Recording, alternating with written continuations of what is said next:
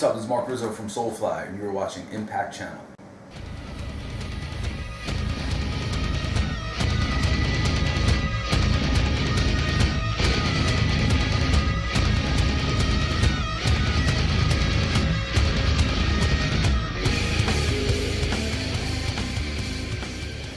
Hey, what's up? You're here with Marc Rizzo from Soulfly. Hey, nice to meet you.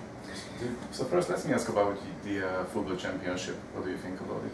Football championship? I really don't follow football at all, man. Not into it, yeah. I thought you were a big supporter of Milan. Nah, I don't, you wear a soccer shirt, one day, and all of a sudden everyone thinks you love football. Not too into it, but it's cool, I watch soccer once in a while, but not a big fan. Alright. And how is the tour going so far? Great. It's been really good, man. We always have a great time out here in Ireland, the UK, and all of Europe, so it's been a really good tour. And do you work on any new material nowadays?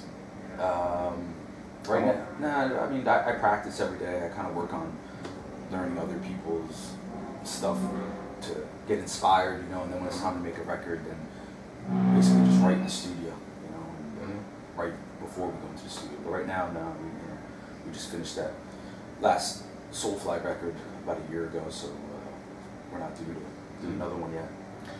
By the way, do you have any special warm-up technique before you go on stage? Yeah, I just practice a lot, really. The longer I have a guitar in my hand before I go on stage, the better I feel I'm going to play. So I usually just hang out in the dressing room and just play guitar all day until showtime.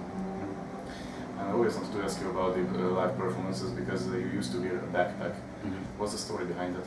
Nothing really, just used to wear a backpack. It's a long time ago though. I stopped wearing it maybe 10 years ago.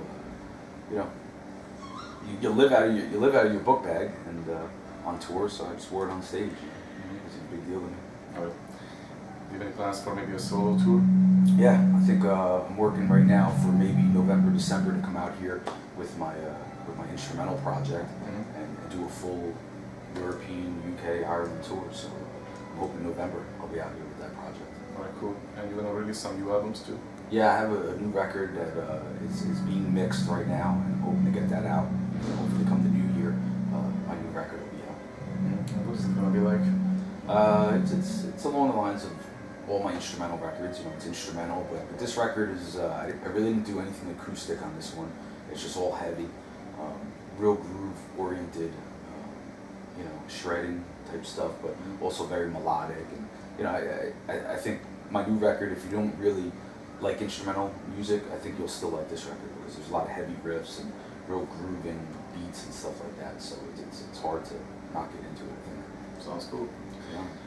And you use 6 and 7 string guitars too. Have you experienced maybe the 8 string guitars? I picked one up once. I mean, maybe one day I'll mess around with it, but I'm not too into it any more than 7. It's just, for me, it's too much. I have a hard time concentrating on 7. So. And Max has a couple of projects going on, Cover Conspiracy and Killer Be Killed. Do you have any, let's say, a dream supergroup project in your head? Yeah, who knows? Maybe in the future I'll do something. It's all about time and schedule. So I just got to see, what the future holds. If I have some time off, maybe I'll work with some other people. See what happens. But I'm pretty busy already with Soulfly, Cavalera Conspiracy, and my own instrumental stuff. So it kind of takes up a lot of my time. And if you have a chance to get together a supergroup, who will be in the band? Off the top of my head, I don't know, man. Probably, I would want to work with like Bruce Dickinson singing, or Sammy Hagar, or something cool, something like classic like that, or a singer, maybe bass, like Dave Ellison, I played with him before. It'd be great to play with him. Drums, I don't know. Maybe Neil Peart, real cool classic lineup. Yeah. And do you follow what's going on in the metal scene nowadays? Do you see any new promising bands? There's a lot of good new bands out there. I'm definitely more into the old stuff that I grew up on. I guess I'm turning into an old man now, but I really like Havoc a lot. We toured with those guys last year, and I'm really into what they're doing right now. I like that old school thrash vibe, and I'm really into a lot of those old, new thrash metal bands that are coming up with that old sound. It's really what I grew up on. the type of genre that I like a lot. Do you know Evil? Yeah, they're awesome. Really good band. Them a lot. Talking about thrash metal, Jeff Hanneman passed a bit more than 1 year ago. Have you ever met him? I never met Jeff. No, I never did. We played with Slayer here and there, but you know, at festivals. But I never got to meet. I met Kerry before. He was such a big influence on me. Great guy. But I never got to meet Jeff. Unfortunately, he's one of my favorites too. So. And who has inspired you in the early times? Probably Megadeth, man. I think, you know, at this point, the age I'm at, you know, Megadeth is like one of my favorite bands.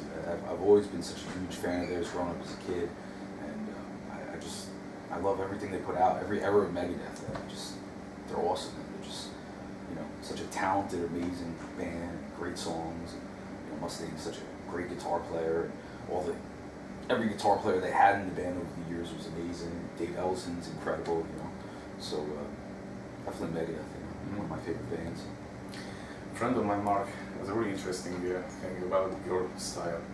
He says your style is like the mixture of the discordant Andreas Kisser and the Malmsteen-like virtuoso play. What do you think about that? That's awesome. It's a really, really spot-on comparison. You know, 'cause I was a huge fan of Andreas' guitar playing growing up, and the dissident, weird sounds that he made and brought to thrash metal back in those days. But then I loved Yngwie too. You know, Yngwie Malmsteen's one of my favorite guitar players. So that's a cool comparison right there. And how old were you when you started to play guitar? I started playing when I was 8, so I was real young. And that was in 1986, so you know, I was a young kid and grew up listening to all those, you know, early thrash metal bands during that era. Do you remember the first solo and the first song that you ever learned? Probably was, I think the first song ever I learned was obviously Smoke on the Water. Everyone learns that riff. But then from there, I think it was Black Dog from Led Zeppelin. It was a big Zeppelin fan. And if you're a young beginner guitarist, they come to you for advice, what will you tell them? Just practice, man. Take lessons. It's really good to sit down with somebody that can show you how to do stuff, you know, in person. So, you know, try to find a good teacher. And everything else is just practice, man. It's a lot of practice. What was the first record that you ever bought? I don't know, man. Probably. I was a young kid and I got my first job. You know, so probably was the Slayer South of Heaven. Do you remember your first concert? Yeah. It was my first like metal concert going by myself, you know, with friends. Was probably I'll never forget. I saw Sacred Reich and Crowbar in 1993. It was awesome. I was like a 16-year-old kid, and that was my first show. And I remember I went in the mosh pit for the first time, and I got the shit. I still got a scar on my eye because I got kicked in the eye with some skinhead. And I remember I did a stage dive, my first stage dive, and I landed on my chin, which, you know, I still have a scar underneath the hair on my chin. It was a wild show, man, and I was hooked from that day on. Man. I went to shows like every weekend after that. And do you remember your first concert as a musician? Me? I think it was probably at that club.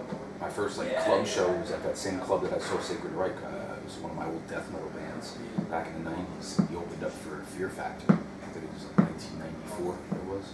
So it was pretty cool. It was a club back in New Jersey called Studio One. I used to see shows there like every weekend. I saw so many classic shows back then at that club. Do you have any hobbies in general? Practicing, of course. Practicing and into working out, fitness of all kinds, different sports, you know. To try to stay healthy. So. What's your 5 evergreen favorite albums? 5 favorite? Right off the top of my head, probably anything from Iron Maiden. The record, I love Iron Maiden. Anything from Megadeth, you know.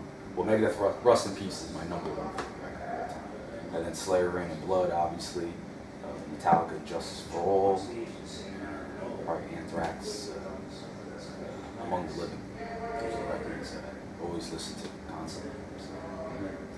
Any message to the fans? Thank you. Thanks for coming out to all the shows, you know. It's always a great time here in Ireland and all over this part of the world. It's great for us. So thanks for the support. Thank you very much. Thank you.